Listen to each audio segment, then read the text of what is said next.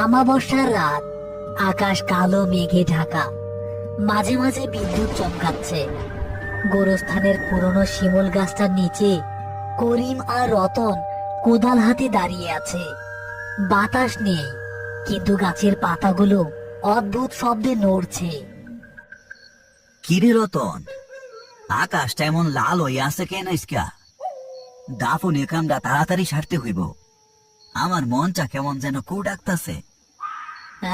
ভাইজান, খেয়াল করছেন আইস গোরস্থানে কোনো জিজি পোকার ডাক নাই, একদম পিনপতন নীরবতা। আর আর ওই যে পুরান তেঁতুল গাছটা, ওইটার দিকে তাকাইলে মনে হয় কেউ একজন ডাল ধইরা ঝুইলা আছে। আরে ধুর বেকুব, রাইত বেরাতে এইসব অলক্ষণে কথা কইতে নাই।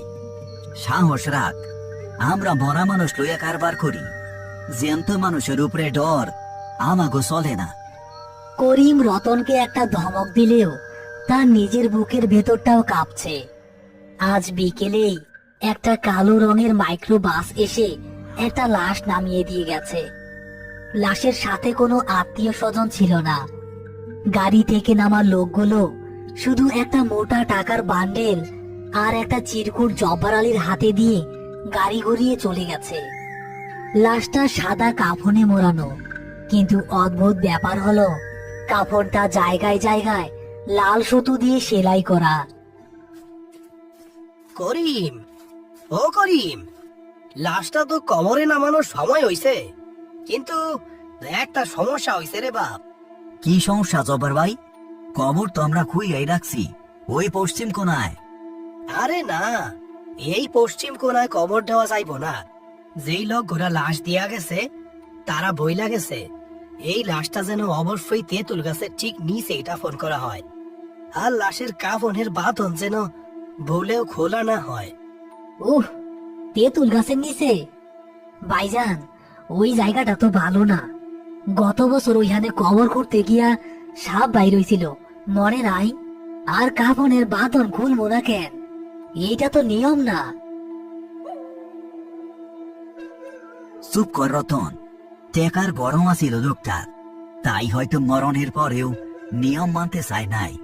চলেন জব্বার ভাই, লাশটা ধরাধরি কইরা নিয়ে আসি। তারা তিনজন মিলে লাশটা কাঁধে তুলল, কিন্তু কাঁধে নিতে করিম আর রতন দুজনেই প্রায় হুমড়ি খেয়ে পড়ল। মনে হলো তারা কোনো রক্ত মাংসের মানুষ নয়, যেন কয়েক মন ওজনের পাথর কাঁধে তুলেছে। অথচ লাশটা দেখে মনে হচ্ছিল খুবই শুকনা আর পাতলা গরনের। ইয়া আল্লাহ, এটা মরা মানুষ নাকি লোহার বাক্স? এত ওজন কেন? আহ ভাইজান, আমার শরীরটা তো জ্বলে যাইতাছে। লাশটা লাশটা থেকে আগুনের মতো তাপ বাইর হইতাছে। মনে হইতাছে আমি কোনো জ্বলন্ত কয়লার বস্তা কাঁধে নিছি। বিসমিল্লাহির রহমানির রহিম। আল্লাহ রক্ষা করো আমাদের। জোরে পা চালাও তোমরা, ঝড় নামতাছে। কোনো মতে তারা লাশটা তেঁতুল গাছের নিচে খুঁড়ে রাখা কবরটার পাশে নামালো। সাথে সাথে আকাশের বুক চিরে একটা বিকট শব্দে বাজ পড়ল। সেই আলোয় রতন দেখল সাদা কাফনটা যেন নড়ে উঠল। মনে হলো লাশের পেটের ভেতর থেকে কিছু একটা বের হওয়ার চেষ্টা করছে। ভাইজান, ভাইজান, লাশটা তো নড়তাছে। আমি আমি নিজের চোখে দেখলাম। আরে ভুল দেখছস, বিজলির আলোয় চোখের ধাঁধা। ধর, লাশটা কবরে নামাই। করিম আর জব্বার আলী লাশের মাথা আর পা ধরল, কিন্তু যেই না তারা লাশটা কবরের গর্তের উপর ধরল, হঠাৎ গর্তের ভেতর থেকে একটা শো শো বাতাস বইতে শুরু করলো এবং তাদের হ্যারিকেনটা নিভিয়ে দিল। এখন চারপাশটা গুটগুটে অন্ধকার, শুধু মাঝে মাঝে বিদ্যুতের আলোর ঝলকানি দেখা যাচ্ছে। ঠিক সেই মুহূর্তে অন্ধকারের ভেতর থেকে করিমের মনে হলো লাশের হাতটা কাফনের কাপড় ছিঁড়ে বের হয়ে তার কবজিটা শক্ত করে চেপে ধরেছে। সেই হাতটা বরফের মতো ঠান্ডা নয়, বরং জ্বলন্ত কয়লার মতো গরম।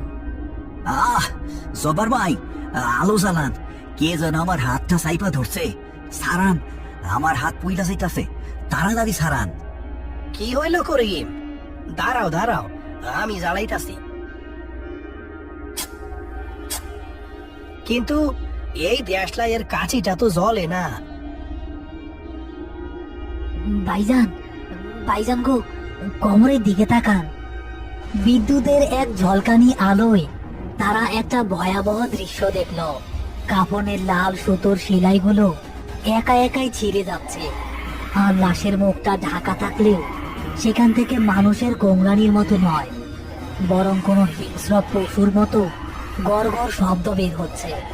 হঠাৎ লাশের কাফনটা বুক পর্যন্ত ছিঁড়ে গেল এবং দেখা গেল লোকটার বুকে চামড়ার উপর অদ্ভুত সব নকশা আঁকা, আর সেই নকশাগুলো দিয়ে টপ টপ করে কালো রক্ত বের হচ্ছে। লাশটা হঠাৎ এক ঝটকায় উঠে বসার চেষ্টা করলো, আর করিমের হাতটা সে এখনো ছাড়েনি। করিম প্রাণপণে হাত ছাড়ানোর চেষ্টা করছে, কিন্তু লাশটার শক্তি যেন 10টা মানুষের সমান। রতন, কোদালটা দে, কোদাল দিয়া বাড়ি মার এটার হাতে, তাড়াতাড়ি। এইটা মানুষ না, এইটা আস্ত একটা শয়তান। ইয়া আল্লাহ গো, মাফ কইরা দেওয়া আমারে। রতন কোদাল দিয়ে আঘাত করতে যাবে, ঠিক তখনই গোরস্থানের সবকটা কুকুর একসাথে কান্না করে উঠল, আর তেঁতুল গাছের ওপর থেকে এক ঝাঁক বাদুড় ডানা ঝাপটে তাদের উপর নেমে এলো। হঠাৎ করে গোরস্থানে যেন নরক নেমে এসেছে। এক ঝাঁক বাদুড় পাগলের মতো ডানা ঝাপটাচ্ছে তাদের 3 জনের মাথার উপর। রতন চোখ বন্ধ করে গায়ের সমস্ত শক্তি দিয়ে কোদাল চালালো। ইয়া আল্লাহ, বাঁচা নাও গো। রতনের কোদালটা লাশের হাতে না লেগে লাগলো করিমের কাঁধের হাড়ের উপর। একটা বিকট শব্দ হলো, যেন কোনো শক্ত পাথরে লোহা বাড়ি খেয়েছে। কিন্তু এই আঘাতেই কাজ হলো। লাশের হাতটা ঝটকা দিয়ে করিমের কবজি ছেড়ে দিল। করিম ছিটকে পেছনে পড়ে গেল। জবার ভাই দোয়া পড়েন, জোরে জোরে দোয়া পড়েন। এইটা সাধারণ মরা মানুষ না। আল্লাহু লা ইলাহা ইল্লা হাইয়ুল কাইয়ুম। রতন, ভয় পাইস না, কোদাল দিয়া ওরে কোমরে ধাক্কা দে। আল্লাহু লা ইলাহা ইল্লা হাইয়ুল কাইয়ুম। জব্বার আলীর দোয়ার আওয়াজে বাতাসের শো শো শব্দ যেন আরো বেড়ে গেল। লাশটা এবার পুরোপুরি উঠে বসেছে। বিজলির আলোয় দেখা গেল লাশটার চোখ দুটো লাল সুতো দিয়ে সেলাই করা ছিল, কিন্তু এখন সেই সুতো ছিঁড়ে চোখ দুটো খুলে গেছে। সেই চোখে কোনো মনি নেই, পুরোটাই ধবধবে সাদা। লাশটা তার সাদা চোখ দিয়ে যেন রতনের দিকেই তাকিয়ে আছে। ওরে বাপরে, ভাইজান, ও তো আমার দিকেই তাকাই আছে। আমি পারুম না, আমার পা চলতেছে না। সরে হান থেকে, যা করার আমিই করবো। করিম তার জীবনের সমস্ত সাহস সঞ্চার করে কোদালের উল্টো পিঠ দিয়ে লাশটার বুকে সজোরে ধাক্কা দিল। লাশটা একটা অমানবিক আর্তনাদ করে চিত হয়ে কবরের গর্তের মধ্যে পড়ে গেল। পড়ার সাথে সাথে কবরের তলার কাদামাটি যেন ফুটন্ত পানির মতো টকবক করে ফুটে উঠল। মাটি দেও করি, জলদি মাটি দেও, ওরে উঠতে দিও না। এইটা খুব পরিকালাম করা লাশ। শয়তান রে দিয়া এর শরীর বাঁধাই করা ছিল। লাল সুতা ছিঁড়ছে বইলাই তো শয়তান ছাড়া পাইছে। বিসমিল্লাহ, বিসমিল্লাহ, বিসমিল্লাহ, বিসমিল্লাহ, বিসমিল্লাহ। তারা 3 জন প্রাণপণে মাটি ফেলছে, কিন্তু কবরের ভেতর থেকে মাটিগুলো বারবার বাইরে ছিটকে আসছে। মনে হচ্ছে কবরের ভেতরের কেউ মাটিগুলো লাথি মেরে সরিয়ে দিচ্ছে। মাটির নিচ থেকে একটা গোংরানির শব্দ ভেসে আসছে। রতন, ওই পাশ থেকে বড় পাথরটা নিয়ে আয়, ওইটা দিয়া ওর বুকে চাপা দিব। একটু খারাপ, আনতাছি ভাইজান। করিম ও রতন ধরাধরি করে গোরস্থানের সীমানায় পড়ে থাকা একটা ভাঙা নাম ফলকের পাথর আনলো। তারা তাদের সমস্ত শক্তি দিয়ে পাথরটা কবরের ভেতর ছুঁড়ে মারল। পাথরটা পড়ার সাথে সাথে একটা হাড় মটমট করার মতো শব্দ শোনা গেল এবং ভেতরের নড়াচড়াটা কিছুটা কমলো। প্রায় মিনিট 10 পর ঝড় থেমে গিয়ে বৃষ্টি শুরু হয়েছে। তিনজনই কাদা ও ঘামে মাখামাখি হয়ে কবরের পাশে বসে হাঁপাচ্ছে। আলহামদুলিল্লাহ, বড় বিপদ থেকে রক্ষা পাইলাম। আমি আমার বাপের আমলেও এমন ভয়ঙ্কর রাত কোনোদিন কাটাই নাই। হ্যাঁ, রক্ষা কি আর পাইলাম জব্বার ভাই। এই যে আমার হাতটা দেখেন। করিম হ্যারিকেনের আলোয় তার হাতটা মেলে ধরল। যেখানে লাশটা চেপে ধরেছিল সেখানে মানুষের হাতের ছাপের মতো মাংস পুড়ে কালো হয়ে গেছে, আর সেই পোড়া দাগের ওপর ফুটে উঠেছে একটা অদ্ভুত সংকেত। ভাইজান, এই দাগ তো ওই লাশের বুকে আঁকা ছিল। হ, মনে হয় শয়তান তার নিশানা রাইখা গেছে আমার শরীরে। চিন্তা কইরো না করি, কাল সকালেই গ্রামের বড় হুজুরের কাছে যাইবা। তিনি ফু দিয়া দিলেই সব ঠিক হয়ে যাইব। এখন চলো, ওই লোকগুলা যে টাকার বান্ডিলটা দিয়া গেছিল ওইটা ভাগ কইটা নিয়ে যায়। এই বিপদের ক্ষতিপূরণ তো লাগবো। তারা তিনজন জব্বার আলীর ঘরে ফিরে এলো। জব্বার আলী সিন্ধুক খুলে সেই কাপড়ে মোড়ানো টাকার বান্ডিলটা বের করলো।